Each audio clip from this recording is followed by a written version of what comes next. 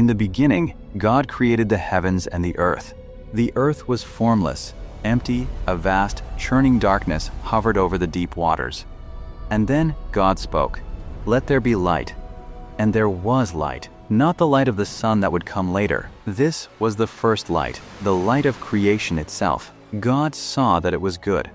He separated it from the darkness, calling one day and the other night. And that was the first day. On the second day, He made the sky a great expanse stretched between the waters above and the waters below. On the third day, He gathered the waters together and let dry land appear. He called the dry ground earth and the gathered waters seas. And from the earth He drew forth every kind of plant seed-bearing grasses, trees heavy with fruit, vines creeping across the new ground. On the fourth day, He set lights in the sky, the sun to rule the day, the moon to rule the night, and the stars countless, burning scattered across the heavens. On the fifth day, life exploded from the seas. Great creatures of the deep, fish in silver schools, birds that filled the sky with wings and song. On the sixth day, He made the animals of the land, every creature that walks, crawls, and runs. And then, He did something different. God said, "Let us make humankind in our image, according to our likeness." He formed the first man, Adam, from the dust of the ground. He breathed life into his nostrils, and Adam opened his eyes for the first time. God planted a garden in a place called Eden, a paradise of rivers and fruit trees, and beauty beyond description, and He placed Adam there, to tend it and keep it. But God saw that Adam was alone, and He said, "It is not good for the man to be alone." So God caused Adam to fall into a deep sleep. He took one of his ribs, and from it He fashioned a woman, Eve. When Adam saw her, he said, "This one, at last, is bone of my bones and flesh of my flesh." They were together, they were unashamed, and God looked upon all He had made, and it was very good. On the seventh day, God rested. He blessed that day, and made it holy, the Shabbat.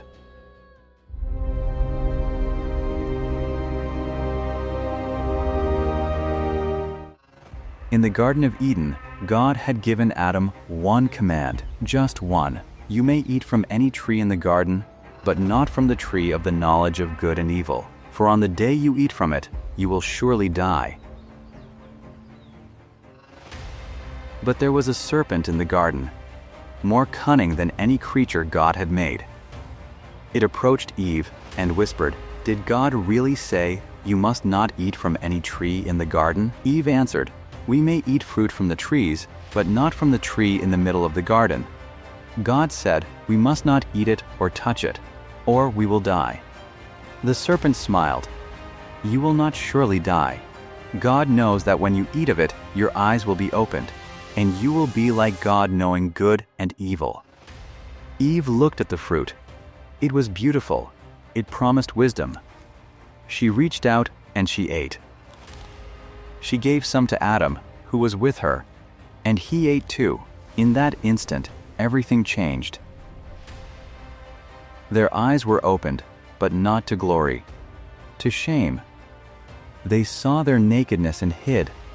When God walked through the garden in the cool of the day, calling out, "Where are you?" Adam and Eve crouched behind the trees like frightened children. God knew what they had done. He cursed the serpent to crawl on its belly. He told Eve she would bear children in pain. He told Adam the ground would fight him thorns and thistles instead of effortless fruit. And then He drove them out of Eden. At the entrance to the garden, He placed angels with a flaming sword, turning in every direction, guarding the way to the tree of life. Paradise was lost.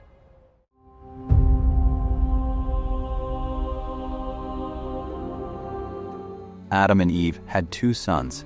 Cain, the firstborn, worked the soil. Abel, the younger, kept flocks. When the time came to bring offerings to God, Abel brought the finest firstborn of his flock. Cain brought some fruit of the ground. God looked with favor on Abel's offering, but not on Cain's. Jealousy is a fire that burns without smoke. You don't see it until everything is already ash. Cain's face darkened. God warned him, "Sin is crouching at your door. It desires to have you, but you must rule over it." Cain did not listen. He said to his brother, "Let's go out to the field." And there, away from anyone's sight, Cain rose up against Abel and killed him. God's voice came, "Where is your brother Abel?" And Cain spoke some of the most chilling words in all of Scripture. "Am I my brother's keeper?" But God said, "Your brother's blood cries out to me from the ground." Cain was cursed to wander the earth a restless fugitive, the first murder, the first exile, and humanity had barely begun. Generations passed. Humanity multiplied across the earth. But so did their wickedness, violence, corruption, cruelty without limit. Every inclination of the human heart became evil all the time. And God looked upon what he had made, and his heart was filled with grief. "I will wipe humankind from the face of the earth," he said. But there was one man, one righteous man in a world drowning in its own darkness. His name was Noah. God spoke to Noah and gave him an impossible instruction. Build an ark, not a boat, an ark, a massive vessel of cypress wood, 3 stories tall, sealed with pitch inside and out, large enough to hold his family and 2 of every living creature on earth. Noah obeyed. For years he built, while the world around him laughed. A boat in the desert, a flood with no clouds in the sky. But the day came. The animals arrived 2 by 2, as if drawn by an invisible hand. Noah's family entered the ark, and God himself sealed the door shut. Then the skies opened. Not rain judgment. Water erupted from the depths of the earth. The fountains of the great deep burst apart. Rain fell for 40 days and 40 nights without ceasing. The waters rose above the mountains. Every living thing on the face of the earth perished. Inside the ark, in the darkness and the noise, Noah and his family waited. Noah sent out a raven, then a dove. When the dove returned with a fresh olive branch in its beak, Noah knew the earth was healing. Months passed. The waters receded. The ark came to rest on the mountains of Ararat. They emerged into a washed world. Silent, clean, new, God set a rainbow in the sky, a covenant sign, a promise. Never again will I destroy all life with a flood. As long as the earth endures, seed time and harvest, cold and heat, summer and winter, day and night will never cease.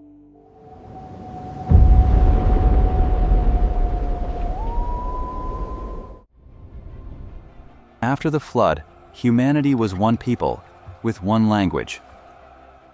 They settled on a plain in the land of Shinar and said to one another, "Come, let us build a city with a tower that reaches to the heavens. Let us make a name for ourselves." It wasn't the building that troubled God.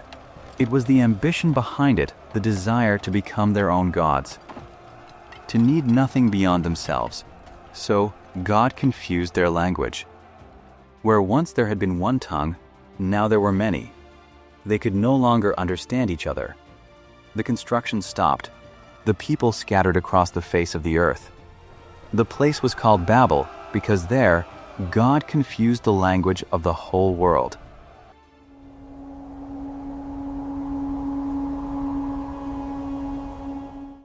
Now the story narrows. From all of humanity, God chose one man. His name was Abraham. He lived in Ur of the Chaldeans, in the land of Mesopotamia. And God spoke to him, "Leave your country, your people, and your father's household. Go to the land I will show you. I will make you into a great nation. I will bless you and make your name great. And through you, all the families of the earth will be blessed." Abram was 75 years old. He had no children. He had no map. But he went. He took his wife Sarai and his nephew Lot, and they journeyed into the unknown, into the land of Canaan, where God said, "To your offspring, I will give this land." Years passed. Decades, God's promise echoed in the silence, but no child came. Sarai grew old. Abram grew older. The promise seemed impossible. Then, one night, God brought Abram outside and said, "Look up at the sky. Count the stars if you can. So shall your offspring be." And Abram believed God, and it was credited to him as righteousness. God changed his name to Abraham, father of many, and Sarai's name to Sarah. And in her old age, against every law of nature, Sarah conceived. She gave birth to a son. They named him Isaac, which means laughter, because Sarah laughed when she first heard the promise. And now, holding her son, she laughed again, but this time with joy.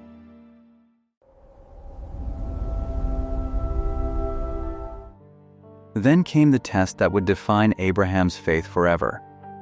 God said, "Abraham, here I am.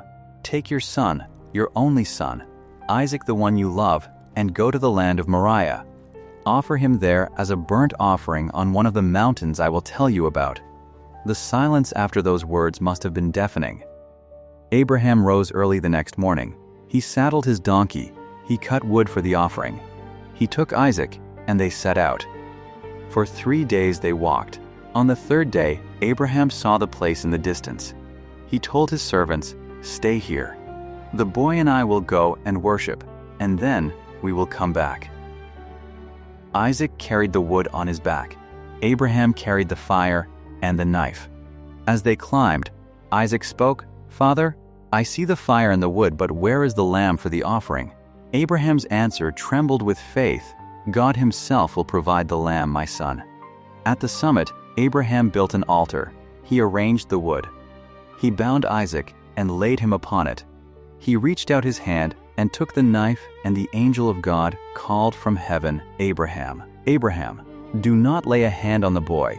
Now I know that you fear God, because you have not withheld your son, your only son, from me."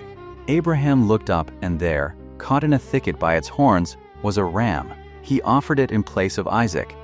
God swore an oath that day. Because Abraham had not withheld his only son, his descendants would be as numerous as the stars in the sky and the sand on the seashore.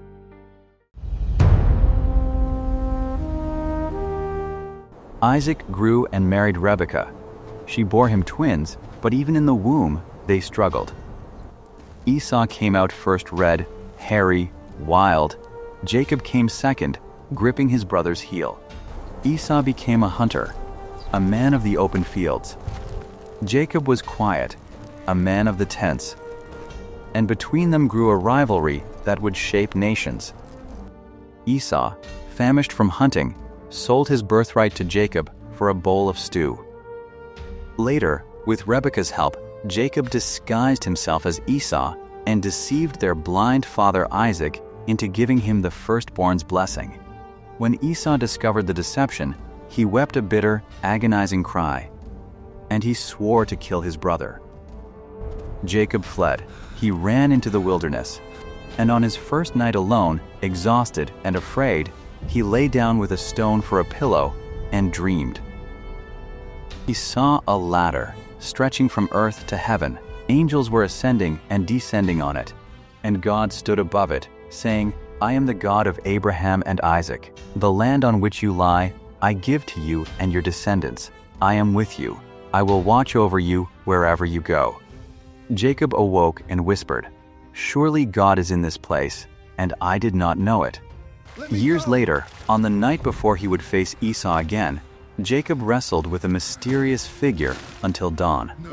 The figure could not overpower him, so he touched Jacob's hip and wrenched it. But Jacob held on. "I will not let you go unless you bless me." Jacob gasped. The figure said, "Your name will no longer be Jacob. It will be Israel, for you have struggled with God and with men, and you have overcome. Israel, he who wrestles with God. And from him 12 sons, the 12 tribes of a nation."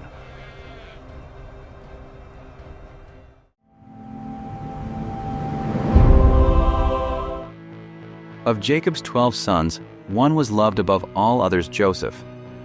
Jacob gave him a coat of many colors, and his brothers burned with jealousy. Joseph made it worse. He dreamed that his brothers' sheaves of wheat bowed down to his. He dreamed the sun, moon, and 11 stars bowed to him. He told them, and they hated him all the more. One day, when Joseph came to find them in the fields, they seized him. They stripped off his beautiful coat. They threw him into an empty pit. And then, instead of killing him, they sold him to a caravan of merchants heading to Egypt. They dipped his coat in goat's blood and brought it to their father. Jacob saw it and cried, "A wild animal has devoured my son." He mourned for Joseph and would not be comforted. But Joseph was alive. In Egypt, he was sold as a slave to Potiphar, an officer of Pharaoh. He rose in Potiphar's household, but was falsely accused by Potiphar's wife and thrown into prison. Even in prison, God was with him. Joseph interpreted the dreams of Pharaoh's cupbearer and baker. And when Pharaoh himself was haunted by dreams no one could explain, 7 fat cows devoured by 7 thin cows, 7 full heads of grain swallowed by 7 withered ones, the cupbearer remembered Joseph. Joseph stood before Pharaoh and said, "It is not I, God, will give Pharaoh an answer." He interpreted the dreams. 7 years of abundance would come, followed by 7 years of devastating famine. He advised Pharaoh to store grain during the good years. Pharaoh was so impressed that he made Joseph second in command over all of Egypt. The slave boy from Canaan now wore Pharaoh's signet ring. When famine struck the world, it struck Canaan too. Jacob sent his sons to Egypt to buy grain. They came before Joseph and did not recognize him. But Joseph recognized them. After testing them, after seeing that they had changed, that they now protected their youngest brother Benjamin with their lives, Joseph could contain himself no longer. He wept. He wept so loudly that the Egyptians heard him in the next room. "I am Joseph," he cried. "Is my father still alive?" His brothers were terrified. But Joseph said, "Do not be afraid. You meant it for evil, but God meant it for good, to save many lives." Jacob came to Egypt. Father and son reunited at last. And the children of Israel settled in the land of Goshen, where they grew and multiplied. But Genesis ends with a shadow. Joseph died, and a new chapter was about to begin, one written in suffering. A new Pharaoh rose over Egypt, one who did not know Joseph. He looked at the Israelites, now a vast multitude, and feared them. He enslaved them. He crushed them with forced labor, building cities of brick and stone under the scorching sun. He made their lives bitter with hard work. But still, they multiplied. So Pharaoh issued a decree of horror. Every son born to the Hebrews, throw him into the Nile. In this darkness, a Levite woman gave birth to a son. She saw that he was beautiful. She hid him for 3 months. When she could hide him no longer, she made a basket of reeds, waterproofed it with tar and pitch, placed the baby inside, and set it among the reeds along the bank of the Nile. The baby's sister, Miriam, stood at a distance, watching. Pharaoh's own daughter came down to bathe. She saw the basket. She opened it, and the baby cried. Her heart broke. "This is one of the Hebrew children," she said. Miriam stepped forward. "Shall I find a Hebrew woman to nurse him for you?" And so, by God's design, Moses was nursed by his own mother and raised in the palace of the man who had ordered his death.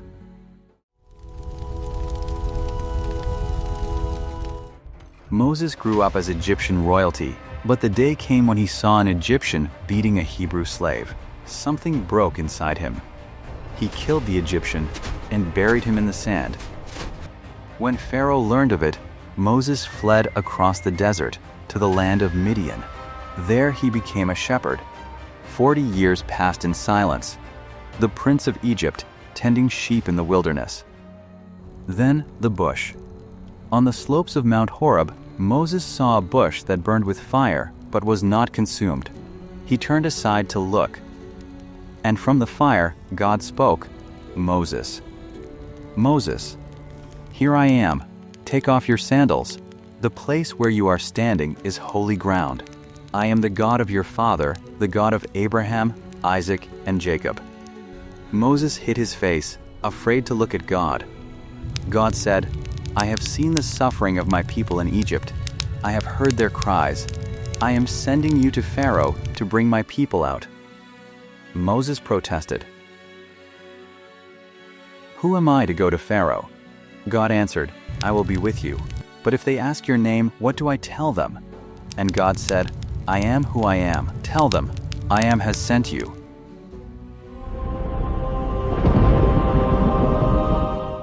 Moses returned to Egypt. He stood before Pharaoh and delivered God's message, "Let my people go." Pharaoh laughed. "Who is this God? I do not know him, and I will not let Israel go." And so began the plagues. The waters of the Nile turned to blood, every river, every stream, every pool. Fish died. The water stank. Egypt could not drink. Then came the frogs swarming from the rivers, into homes, into beds, into ovens. Then gnats, rising from the dust like a living cloud. Then flies, great swarms that covered the land. Then came the Araf swarms of predatory wild animals and insects, wolves, serpents, scorpions, and every crawling thing that invaded the homes of the Egyptians, roaming freely through their rooms, their courtyards, their beds. No door could keep them out. No wall could stop them. The land was devastated by them. Then a plague struck Egypt's livestock: horses, donkeys, camels, cattle, sheep. They died in the fields. But not one animal belonging to Israel was harmed. Then boils painful, festering sores on every Egyptian. Then hailfire and ice falling together, destroying crops and trees. Then locusts, a living darkness that devoured everything the hail had left. Then darkness itself, 3 days of absolute, suffocating blackness over Egypt, a darkness so thick it could be felt. But in the homes of Israel, there was light. Pharaoh's heart hardened again and again. 9 plagues, and still he would not yield. The 10th plague was different. God told Moses, "On this night, the angel of death would pass through Egypt and strike down every firstborn from Pharaoh's palace to the prisoner's dungeon." But the Israelites were given instructions. Take a lamb without blemish. Slaughter it at twilight. Take its blood and mark the doorposts of your homes. When the destroyer passes through, he will see the blood and pass over you. That night, a great and terrible cry rose over Egypt. In every home, death. From Pharaoh's firstborn son to the firstborn of the slave girl at the millstone. Pharaoh summoned Moses in the night, broken at last. "Go, take your people, take your flocks. Go and bless me too."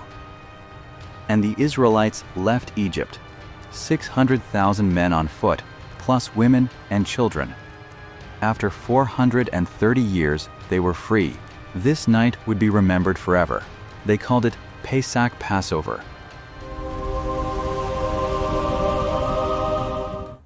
But Pharaoh's heart hardened one final time.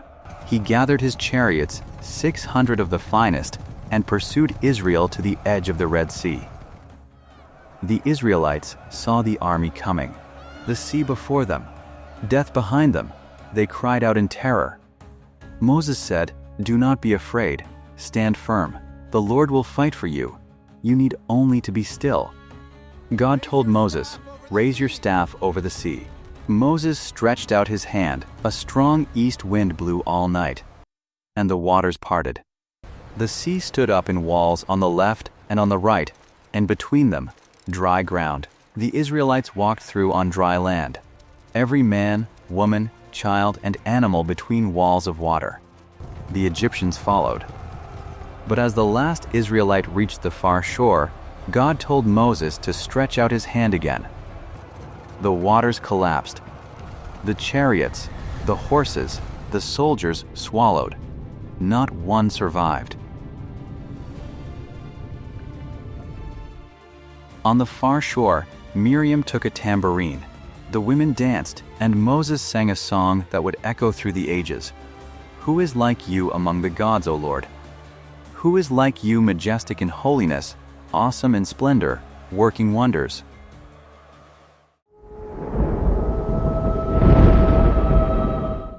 Three months after leaving Egypt, the Israelites reached the wilderness of Sinai. They camped at the base of the mountain, and God descended. Thunder, lightning, a thick cloud on the mountain, the blast of a trumpet so loud that the people trembled. Mount Sinai was wrapped in smoke because God descended on it in fire. The whole mountain shook violently. And God spoke.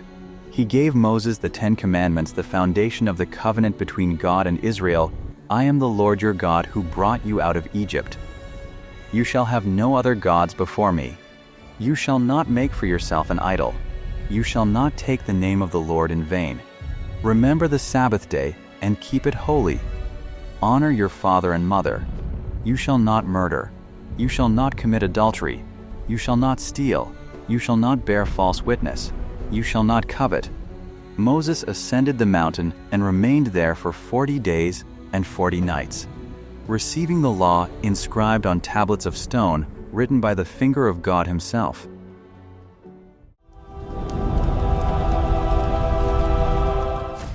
But while Moses was on the mountain, the people below grew restless.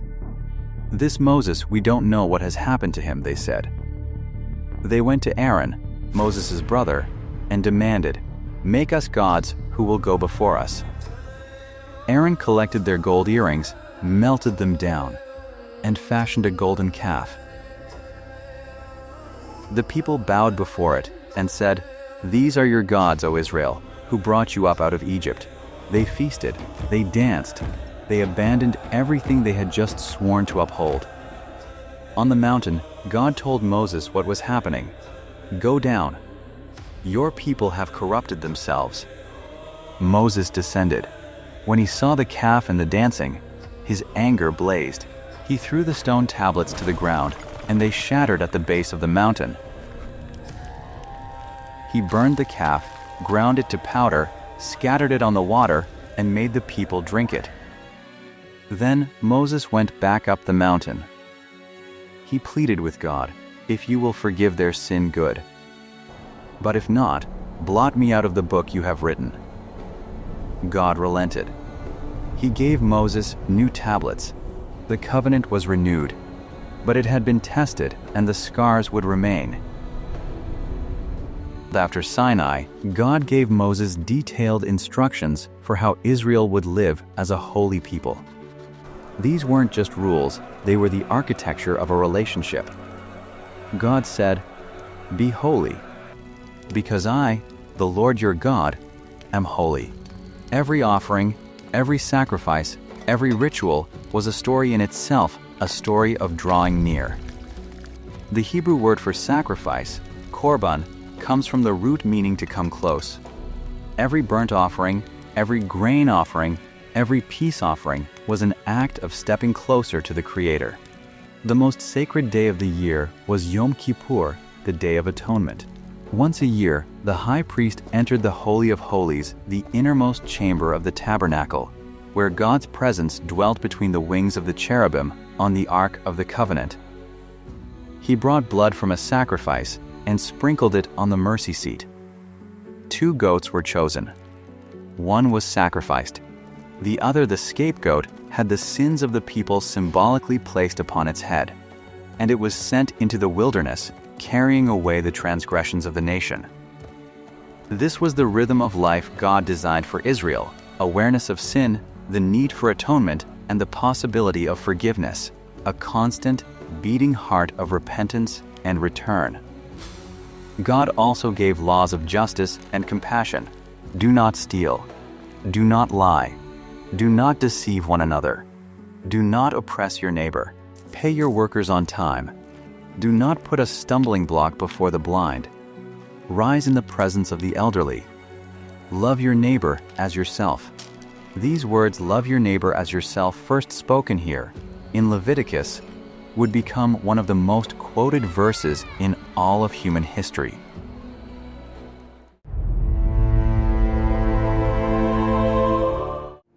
The people of Israel stood at the edge of the Promised Land.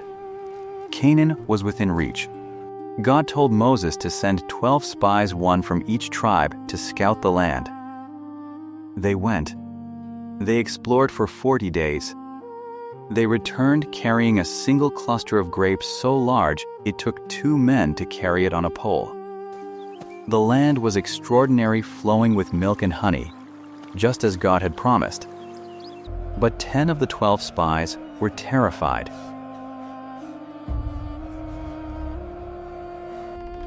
"The people there are giants," they reported. "The cities are fortified. We seemed like grasshoppers in our own eyes, and so we seemed in theirs." The people wept. They cried all night. They said, "If only we had died in Egypt. Let us choose a leader and go back." Only 2 spies, Joshua and Caleb, stood firm. Caleb silenced the crowd and said, "We should go up and take possession of the land, for we can certainly do it." But the people refused. After everything, the plagues, the sea, the manna, the fire on the mountain, they could not trust God for one more step, and God's judgment was swift and sorrowful. He decreed, this generation would not enter the promised land. For 40 years, 1 year for each day, the spies explored. They would wander in the wilderness. Every adult who had refused to trust would die in the desert. Only their children, along with Joshua and Caleb, would see the land.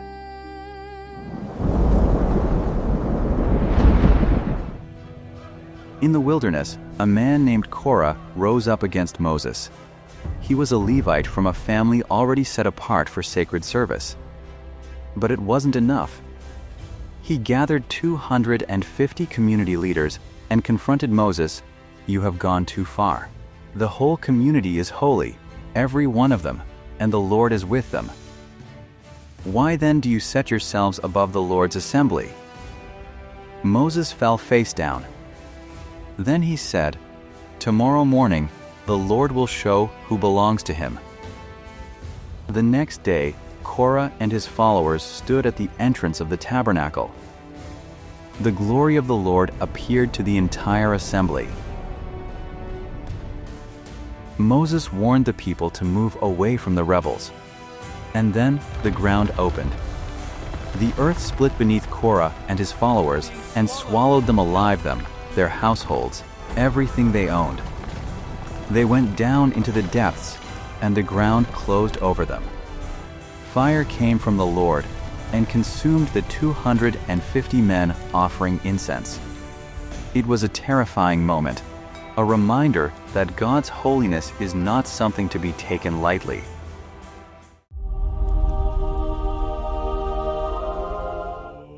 As Israel neared the end of their wandering, they camped on the plains of Moab, and the king of Moab, Balak, was terrified. He sent for a renowned diviner named Balaam with a simple request, "Come, curse this people for me. They are too powerful." God warned Balaam not to go. But Balak sent more envoys, offering greater rewards.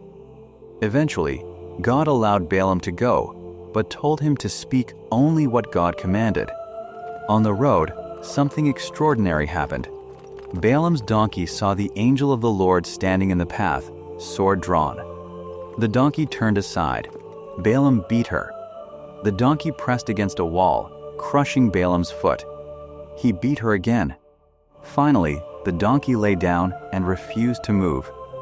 Balaam struck her a third time, and God opened the donkey's mouth. "What have I done to you that you have beaten me 3 times?" the donkey said. Then God opened Balaam's eyes.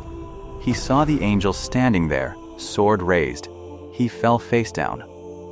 When Balaam reached Balak, instead of cursing Israel, he blessed them. 3 times Balak positioned him on different hills overlooking the Israelite camp, and 3 times Balaam opened his mouth and blessings poured out. "How beautiful are your tents, O Jacob, your dwelling places, O Israel. Like valleys that stretch out, like gardens beside a river, like aloes planted by the Lord, like cedars beside the waters." Balak was furious, but Balaam could not curse what God had blessed.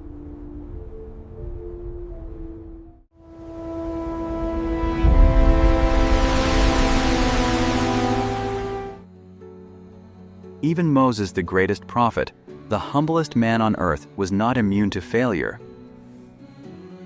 At Kadesh, the people had no water. They quarreled bitterly with Moses. God told Moses to speak to a rock, and water would flow from it. But Moses was angry, frustrated, exhausted after decades of leading a rebellious people. Instead of speaking to the rock, he struck it twice with his staff, shouting, "Listen, you rebels. Must we bring you water out of this rock?" Water gushed out. The people drank. But God said to Moses, "Because you did not trust in me enough to honor me as holy in the sight of the Israelites, you will not bring this community into the land I give them." Moses, who had given everything, would see the promised land from a distance, but never set foot in it.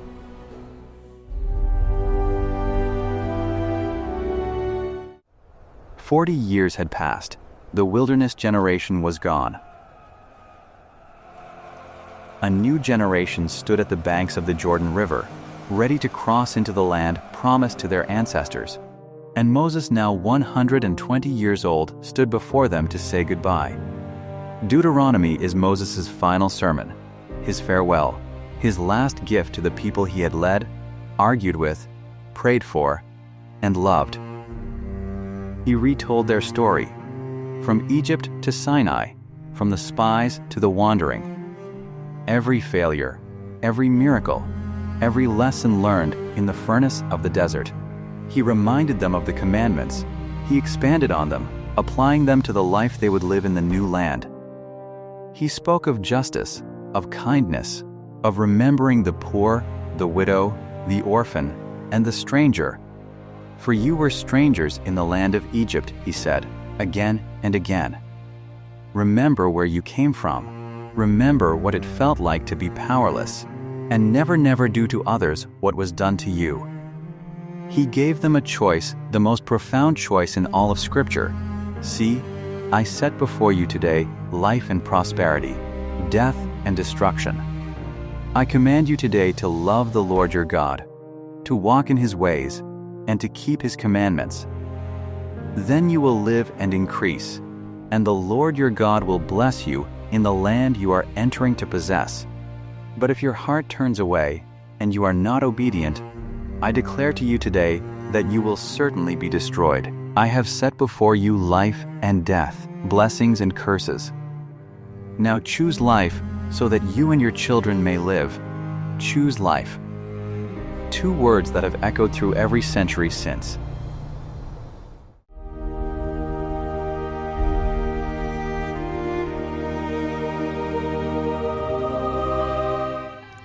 Then Moses did something remarkable. He wrote a song, not a psalm of praise, a song of warning. He called heaven and earth as witnesses and sang to the people of Israel, foretelling their future, their blessings, and their failures. He sang of God's faithfulness and humanity's forgetfulness. He sang of a people who would grow fat and comfortable and turn away from the God who made them. But even in the warning, there was hope. The song ended with redemption. God would avenge the blood of his servants. He would make atonement for his land and his people. Moses wrote the song and taught it to the Israelites. He placed the complete book of the law beside the Ark of the Covenant as a witness.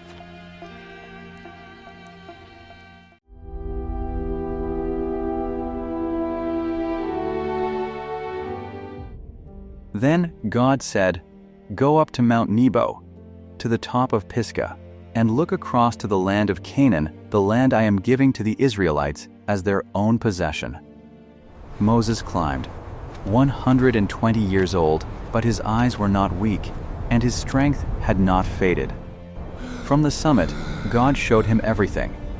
The land of Gilead as far as Dan, all of Naphtali, the territory of Ephraim and Manasseh, all the land of Judah as far as the Mediterranean Sea, the Negev, the whole plain of the Jordan Valley, the city of palms as far as Zor.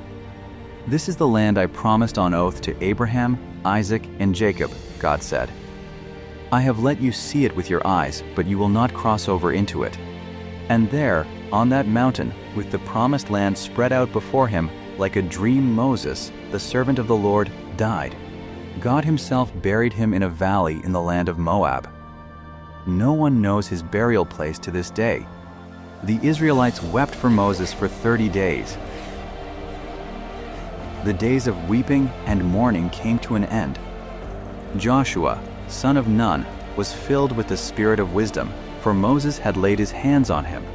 And the people listened to Joshua, just as they had listened to Moses. The Torah closes with these words, "Since then, no prophet has risen in Israel like Moses, whom the Lord knew face to face. No one has ever shown the mighty power or performed the awesome deeds that Moses did in the sight of all Israel."